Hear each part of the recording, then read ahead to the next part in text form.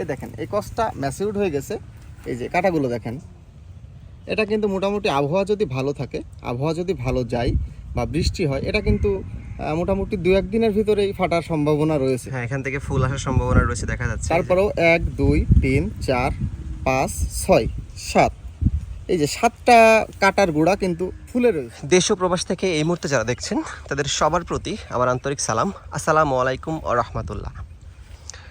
অনেকে একটা বিষয় প্রশ্ন করছেন, অনেকে একটা বিষয় জানতে চাচ্ছেন যে ভাই আমার বাগানে ফুলের পরিমাণ কম, অন্যান্য বাগানে ফুলের পরিমাণ বেশি। আবার আজকে হচ্ছে সেপ্টেম্বরের 25 তারিখ।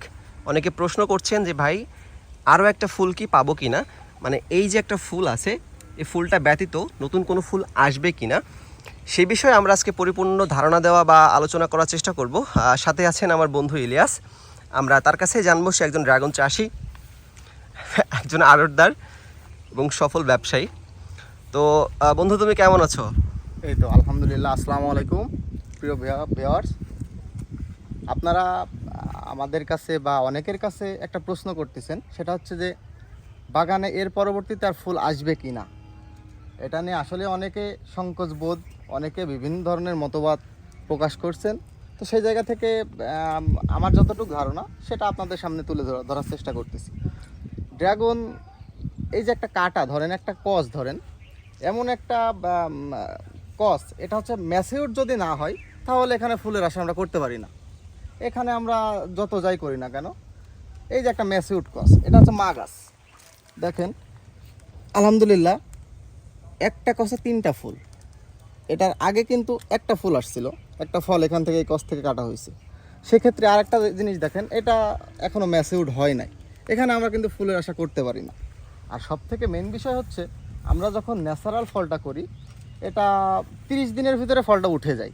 সেক্ষেত্রে আমরা যখন এই যে প্লানোফিক্স বা টনিক বা হরমোন যেই ব্যবহার করেন না কেন ফল মোটা করার জন্য, সেক্ষেত্রে হয় কি, একটা ফলের বয়স যখন 30 দিন থাকে একবারে ফুল থেকে ফল পাকা পর্যন্ত, সেক্ষেত্রে আমরা যখন হরমোন ব্যবহার করি, ফলটা কিন্তু থাকে মোটামুটি আপনার 45-50, কিছু কিছু ফল এমনও হয় যে 2 মাসের মতো থেকে যায়। তো সেক্ষেত্রে 2 মাসে যদি ধরেন একটা কসে একটা ফুল এসছে, 2 মাস যদি ফলটা থাকে, তাহলে কিন্তু এই কস থেকে কাটা ফাটার কোনো সম্ভাবনা নেই। সেক্ষেত্রে খালি ফলটাই ওর খাবারটা গ্রহণ করবে, পানি দেন বা আপনি এর খাদ্য দেন গাছে, সেটা কিন্তু ফলেই খাবে। সেক্ষেত্রে আমরা কিন্তু ফুলের আশা করতে পারি না, এটা কোনো রকমই সম্ভব না। তো সেক্ষেত্রে আজকে আরেকটা প্রশ্ন ছিল দর্শকদের, যে অনেকে প্রশ্ন করছে যে ভাই আমার পার্শ্ববর্তী বা আমার পাশে যে বাগানটা আছে সেটার মধ্যে ফুলের পরিমাণটা বেশি, আমার বাগানের মধ্যে ফুলের পরিমাণটা কম, এটা হওয়ার কারণটা কি? এটা একটু ক্লিয়ার করি। সেটা হচ্ছে যে আপনাদের বাগানে ধরেন এখন ফুল একটু কম, কিন্তু বিগত যে ধরাগুলো ছিল বা এর আগে যে ধরাটা আসছিল, সেটাই কিন্তু তুলনামূলক আপনি খেয়াল করে দেখতে পারবেন আপনার বাগানে ফলের চাপ বেশি ছিল। তো একটা ফল যখন একটা কষে থাকে, এই কষটা ফল কেটে নেওয়ার পরে, টনিক মারার পরে কেটে নেওয়ার পরে কষটা পুরোপুরি সুস্থ হইতেই তো 10-15-20 দিন সময় লাগে।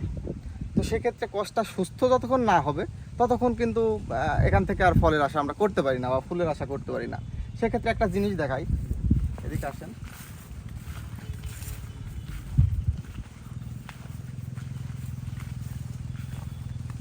আজকে সেপ্টেম্বরের 25 তারিখ।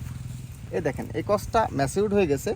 এই যে কাঁটাগুলো দেখেন, এটা কিন্তু মোটামুটি আবহাওয়া যদি ভালো থাকে, আবহাওয়া যদি ভালো যায় বা বৃষ্টি হয়, এটা কিন্তু মোটামুটি 2-1 দিনের ভিতরেই ফাটার সম্ভাবনা রয়েছে। হ্যাঁ, এখান থেকে ফুল আসার সম্ভাবনা রয়েছে দেখা যাচ্ছে। তারপরেও 1 2 3 4 5 6 7, এই যে 7টা কাটার গোড়া কিন্তু ফুলে রয়েছে।